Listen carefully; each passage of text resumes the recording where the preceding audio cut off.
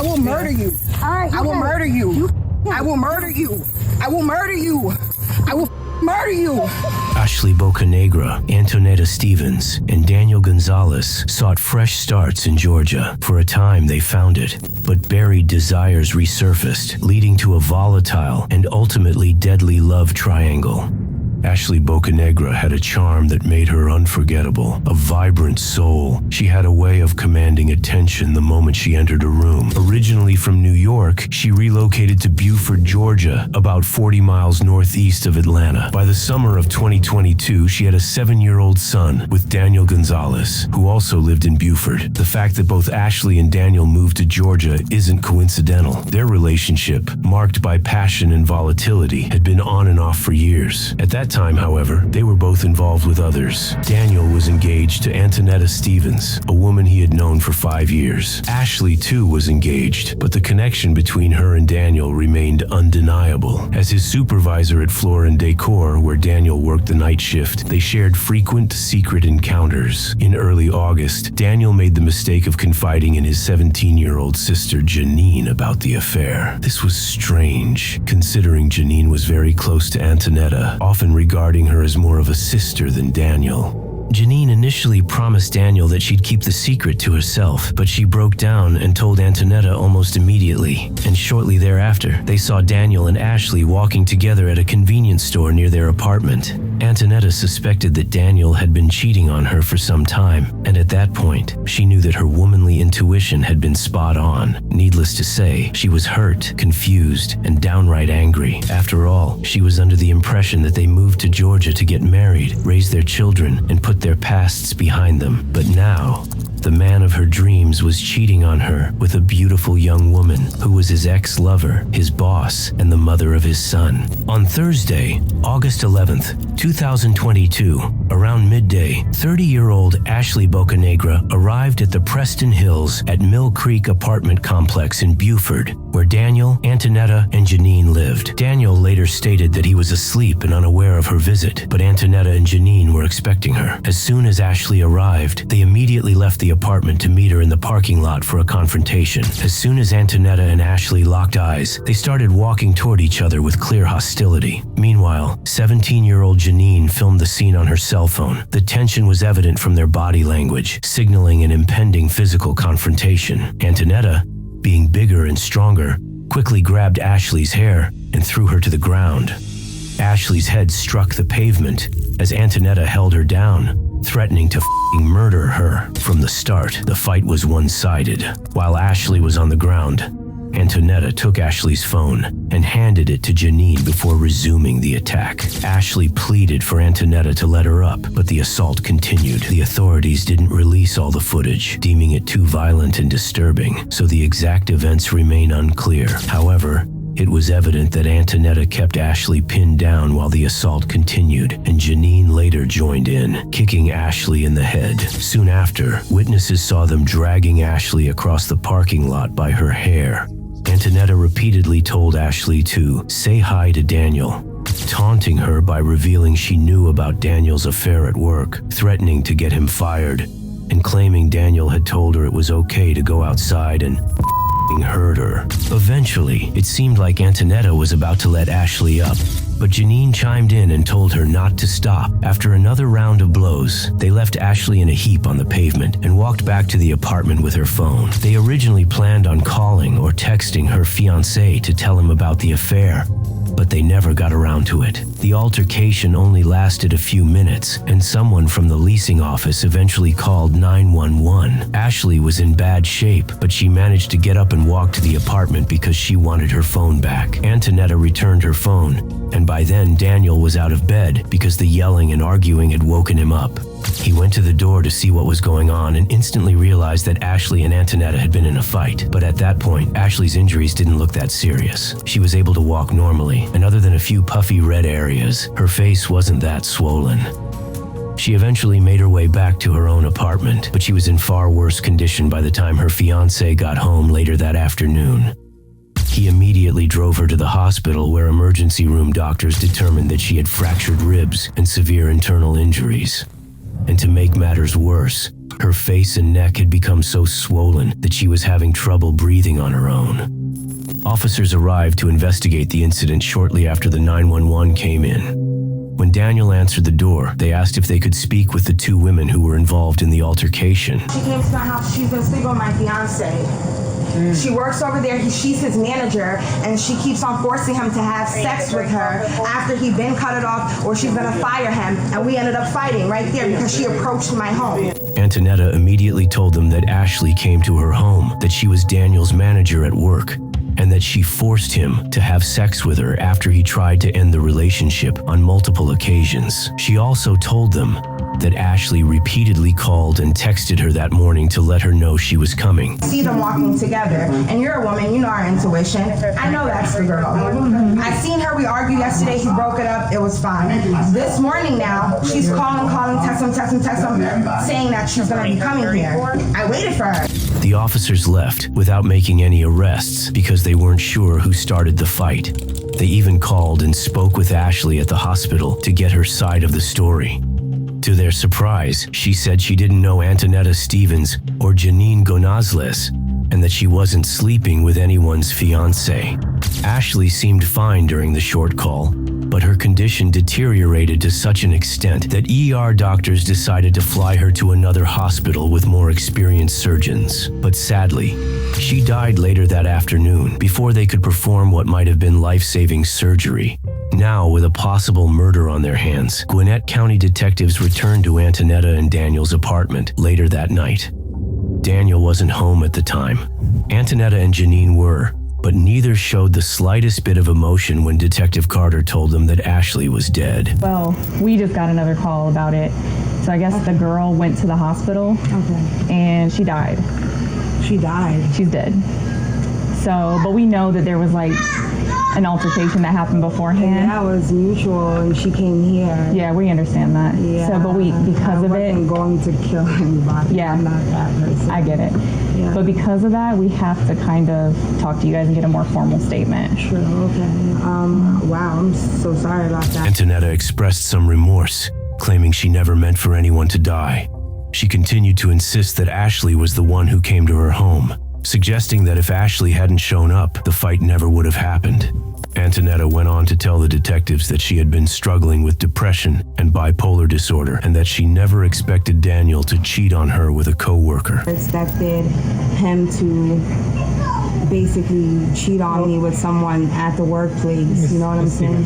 So we would like to get like a formal statement. As for Janine, detectives didn't question her directly, but were suspicious of her involvement in the fatal altercation. Shortly after arriving, the detectives asked Antonetta and Janine to come to the police station for further questioning. It's unclear whether Antonetta and Janine were transported to the police station together, but once they arrived, they were immediately separated into different interrogation rooms. Antonetta's demeanor was somber, her body language withdrawn. She began her statement by explaining that she never went out looking for trouble, and that she never intended for things to escalate with Ashley. She expressed regret over Ashley's death, but remained firm in her belief that Ashley had come to their home first. This was consistent with what she had told detectives earlier, and after some time, Antonetta's emotional state seemed to overwhelm her. She hung her head, overwhelmed, and eventually stated that she didn't want to say anything else without a lawyer present.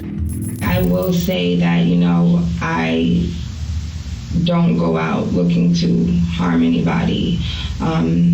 That's not my intention. I do feel, very remorseful about anything that has happened with that young lady. I'll also say that, it wasn't my intention to even get into an altercation with her today. She came over to my place of residence looking for my fiance. We argued. I was hit. We fought. I feel really bad, but, I don't know. I'm just, this is just too much. Okay.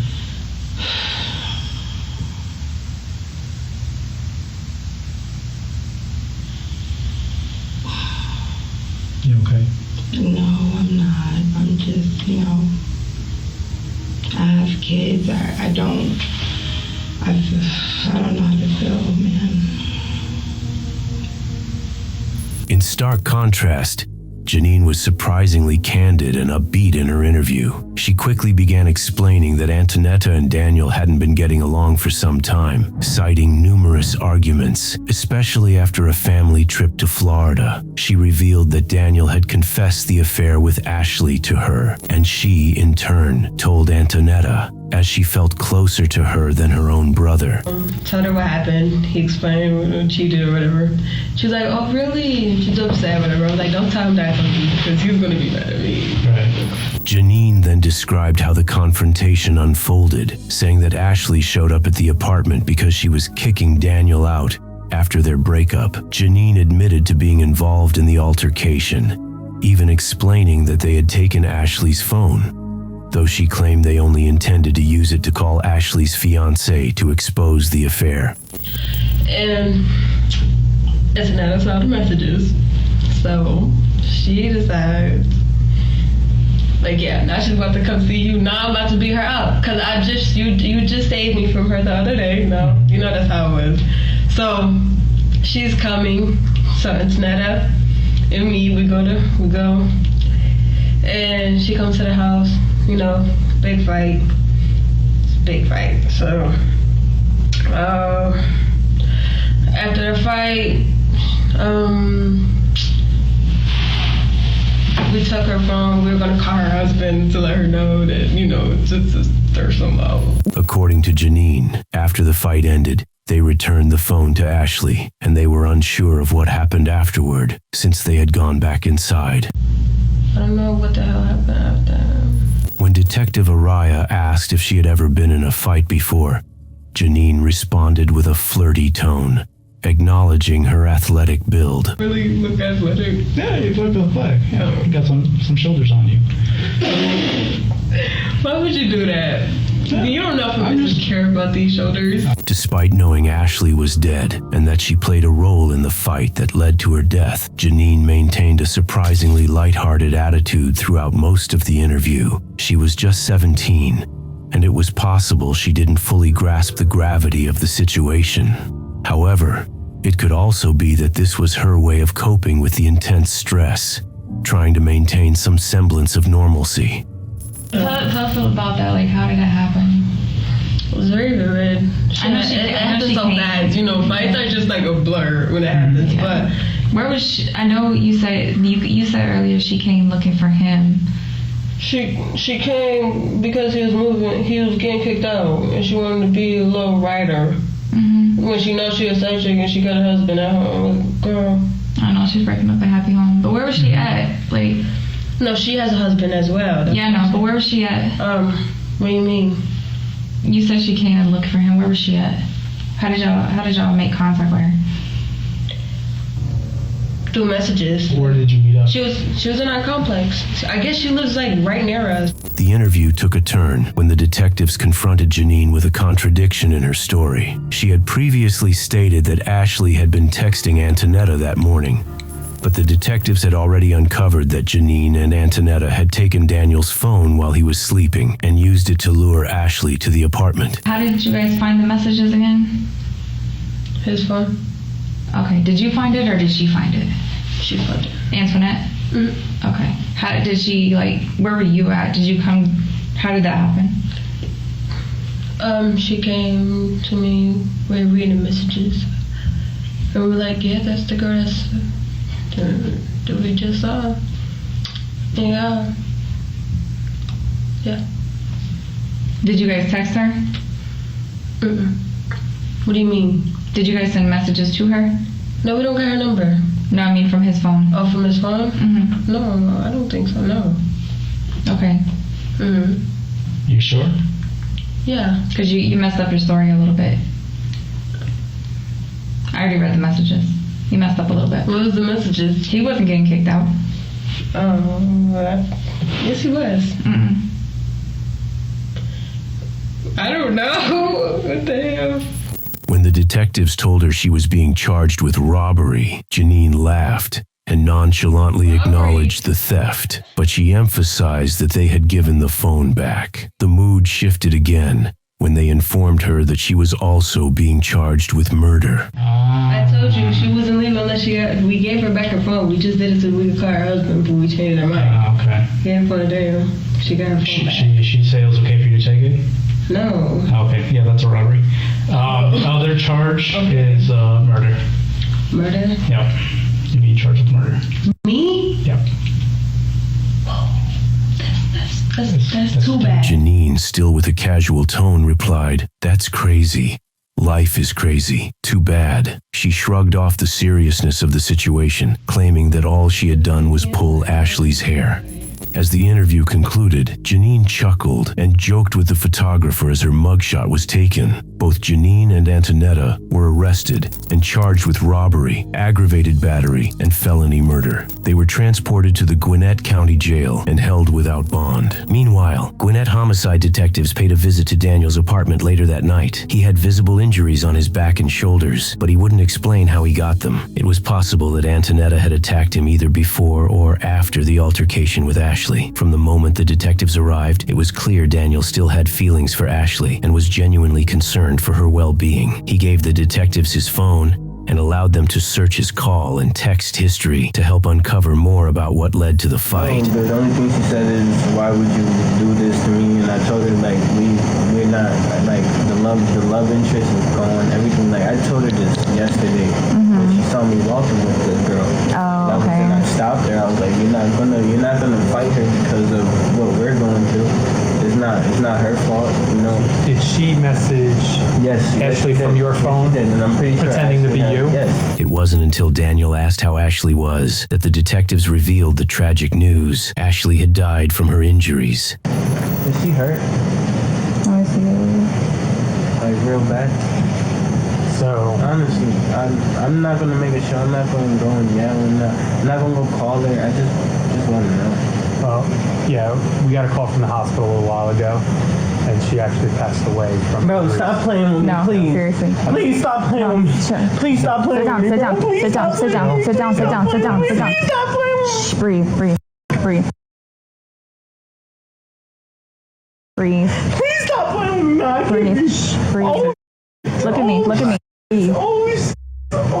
During the trial, prosecutors made the footage taken by Janine a key piece of evidence, showing how she had recorded the events before, during, and after the brutal altercation. The footage painted a clear picture of Janine's involvement, despite her defense team's claims that she played a minor role. Her attorneys argued that she was a minor at the time and should be considered a bystander, suggesting that involuntary manslaughter would be a more appropriate charge. However, this defense strategy backfired when prosecutors played footage of Antonetta asking Janine if she wanted any of this just before the violence escalated. A pivotal moment in the trial came when prosecutors presented the autopsy report, which revealed that Ashley's death was caused by a rupture of the right adrenal gland, a severe injury that led to her death. The medical examiner confirmed that her death was a homicide, despite Antonetta's defense, which argued that she wasn't the instigator because Ashley had come to her home. This defense didn't hold up. It was revealed that Antonetta had used Daniel's phone to manipulate Ashley into coming to the apartment. In the end, the jury convicted both Antonetta Stevens and Janine Gonzalez on charges of theft, battery, and murder. They were each sentenced to 20 years in state prison. Ashley's family, devastated by her loss, set up a GoFundMe page to cover the costs of repatriating her body to New York and for funeral expenses. The campaign ultimately raised nearly $6,000, which provided some relief during a painful time. In a poignant moment, one of Ashley's cousins described her as a beautiful woman, both inside and out. The cousin also expressed how Antonetta and Janine's actions were fueled by jealousy. Very angry with those girls. They lucky the cops got them. She was beautiful inside out, so I could see why they was jealous. And jealousy is an ugly trait to have. If you found this case compelling, don't forget to share your thoughts in the comment section below. Like and subscribe for more. Thank you.